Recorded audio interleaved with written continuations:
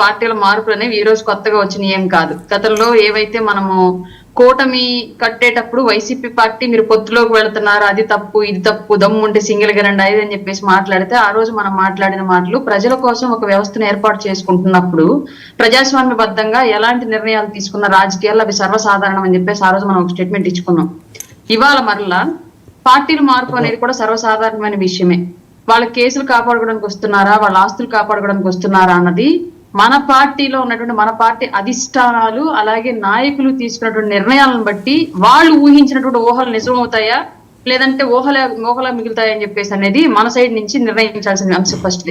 రెండోది, మీరు గతంలో గమనించినట్లయితే 2019కు ముందు టీడీపీలో ఉన్నటువంటి నాయకులు చాలా మంది సడన్ గా ఎలక్షన్ కు ముందు వైసీపీకి వెళ్ళిపోయారు. చాలా మంది వైసీపీకి వెళ్ళిపోయిన తర్వాత ఏం జరిగిందంటే వాళ్ళు చంద్రబాబు నాయుడు గారి నాయకత్వంలో నడిచిన రోజులు వాళ్ళు హుందాగానే రాజకీయం చేశారు. చాలా వరకు ఇంత చెడ్డ మాటలు ఈ స్థాయిలో ప్రెస్ మీట్లు పెట్టి వల్గర్ లాంగ్వేజ్ మాట్లాడుతూ అసలు రాజకీయాలకు సంబంధం లేనటువంటి వ్యక్తిగత జీవితాలను తీసుకొచ్చి వ్యవస్థలో పెట్టి మాట్లాడుతూ పనులు ఈ క్యాసినోలు ఈ క్లబ్బులు పబ్లు దరిద్రం అంతా కూడా చంద్రబాబు నాయుడు గారి టైంలో నడిచినప్పుడు అట్లాంటివి ఏమి చేయలేదు ఆ నాయకులు ఎవరు కూడా, వైసీపీలో ఉన్నటువంటి చాలా మంది నాయకులు. కానీ చిన్నపరెడ్డి గారు నాకు మధ్యలో ఇంటరప్ట్ అయ్యి అలవాట్లేదు, నన్ను మాట్లాడేవాడు ఫస్ట్. సార్ నన్ను మాట్లాడేవాడు ఫస్ట్. సార్ నా వెర్షన్ కంప్లీట్ చేయండి ఫస్ట్, తర్వాత మాట్లాడదాం. సార్ ప్లీజ్ నోట్, మీరు నోట్ చేసుకోండి, తర్వాత మాట్లాడండి. నా వెర్షన్ నా మాట్లాడనివ్వండి, నా ప్యానల్ నాకు ఇవ్వండి. అలాగే సార్, కానీ వైసీపీ టైంలో మాత్రమే ఎవరైతే ఇవాళ ఈ అంబటి రాంబాబు, కొడాలి నాని, పేర్ని నాని, ఈ బ్యాచ్ అంతా కూడా ఆర్కే రోజా, ఈ బ్యాచ్ అంతా కూడా టీడీపీ టైంలో వీళ్ళెవరు కూడా ఇంత స్థాయిలో నోరు బారేసుకుని ప్రజల్లో ఇంత అపప్రద మూట కట్టుకోలేదండి.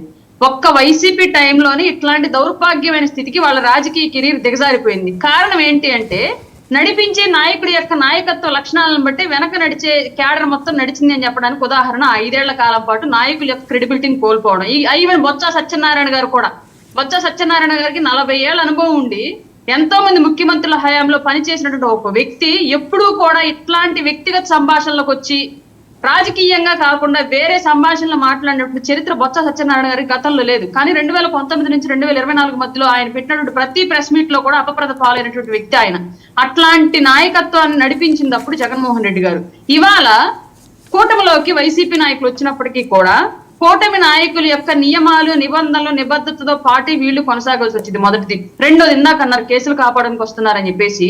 సార్, మా కూటమిలో ఉన్న నాయకులు అండ్ ఎస్పెషల్లీ మా అధ్యక్షులు పవన్ కళ్యాణ్ గారి యొక్క సిద్ధాంతం ఏంటి అంటే సాక్షాత్తు పవన్ కళ్యాణ్ గారే తప్పు చేసినా సరే శిక్షించేటువంటి వ్యవస్థ రావాలి అనేది ఆయన యొక్క నమ్మకం.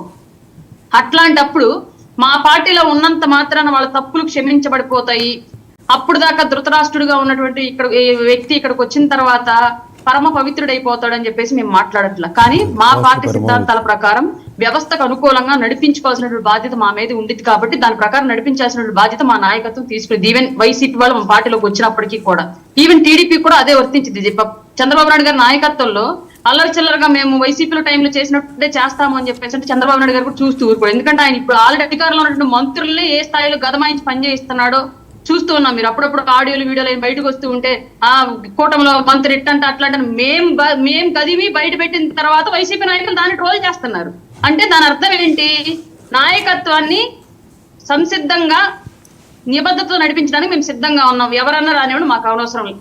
మా పార్టీలో ఉన్న నియమాల ప్రకారం నడవాలి. ఫస్ట్ ఇది మా చేరికల గురించి నా అభిప్రాయం. ఓకే, ఏంటి గోదావరి ఫోకస్ మీదే ప్రధానంగా హైప్ పెరుగుతుంది అని గతంలో ప్రజారాజ్య పార్టీ నుంచి జనసేన అవనియండి, లేకపోతే ఈరోజు గేమ్ చేంజర్ అవనియండి, ఒకే వేదిక మీద మెగా ఫ్యామిలీ అంతా కూడా, ఓ పక్క మెగాస్టారు, మరో పక్క పవర్ స్టారు, మరో పక్క గ్లోబల్ స్టారు. మీకు 100 సార్లు చెప్పుంటా సినిమాలకు సంబంధించి నన్ను అడగద్దు, నేను కంప్లీట్ గా అలా కాదండి. దీనికి సంబంధించి ఏంటంటే ఈ మధ్యకాలంలో పవన్ కళ్యాణ్ గారు దేనికి వెళ్ళలేదు, దీనికి వెళ్ళారు అన్నది అది రాజకీయ చర్చ అవుతుంది. అందుకని పుష్పాంశం కాదు ఇక్కడ.